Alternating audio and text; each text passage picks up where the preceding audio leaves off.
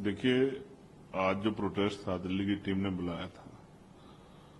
वो वक्त amendment act में जो संशोधन हो रहे हैं और जो जिस तरह से धार्मिक भावनाओं को जो है, जो ईष्ट हैं धर्मों के, उनको के खिलाफ जिस तरह की टिप्पणियां की जा रही हैं, देश को अस्थिर करने का, माहौल खराब करने का काम जो किया जा रहा है, जिस तरह से चाहे हिमाचल हो या बहराइच में जो है एक तरफा कार्रवाई की जा रही है, टारगेट किया, लोगों के घर जलाए गए, उनके मुआवजे का क्या होगा, मैं वहां जाना भी चाहता हूं, उसके लिए भी पार्टी जो है प्रिपरेशन कर रही है। इन सब चीजों को लेके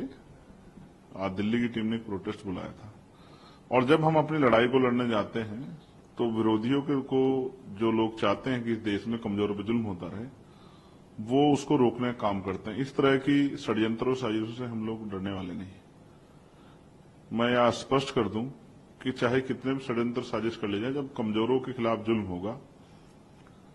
उनकी धार्मिक भावनाओं को या किसी भी धर्म की धार्मिक भावनाओं को अगर भड़काने का या उनको प्रकोप करने का काम किया जाएगा, तो फिर मैं संविधान के आधार पर उस लड़ाई को लड़ने का काम करूंगा।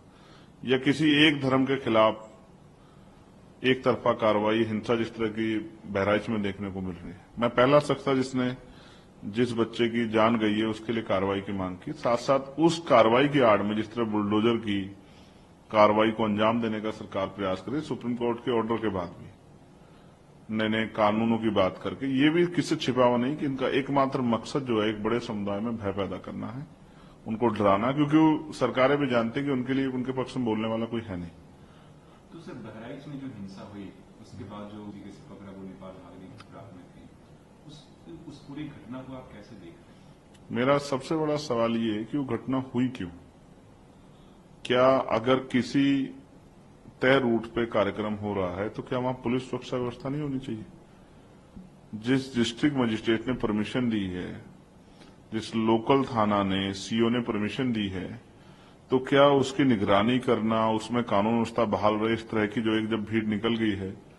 उनकी जो है देखरेख करना और एक सुरक्षा का माहौल देना, क्या एडमिनिस्ट्रेशन का और पुलिस का काम नहीं है? तो ये सरकार का फेलियर है, ये पुलिस का फेलियर है, एडमिनिस्ट्रेशन का फेलियर है। और उसकी वजह से जिस तरह के हालात बने, और अब जो है एक बहुत बड़ी हिंसा जो है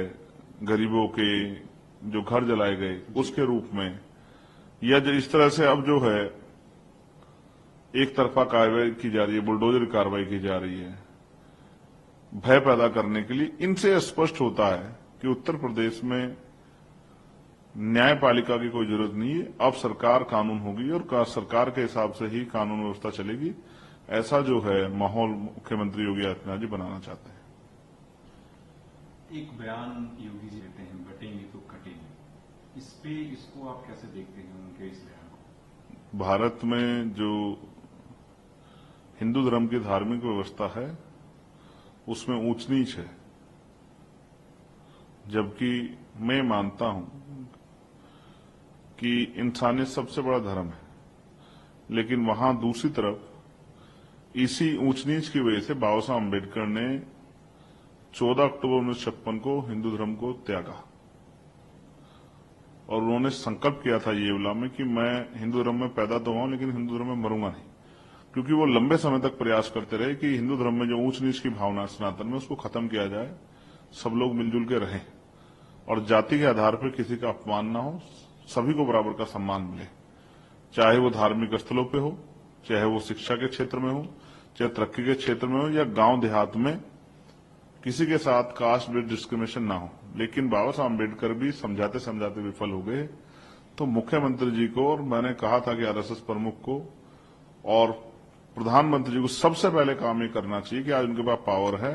तो जाति विहीन समाज बनाने की व्यवस्था करनी चाहिए। फिर बट ही नहीं पाएंगे, कटने की स्थिति तो बनेगी नहीं। इस देश में बहुसंख्यक ग्रुप को ना कोई बांट सकता ना काट सकता। बांटा जिन लोगों ने, वो व्यवस्था मैंने आपको बता दी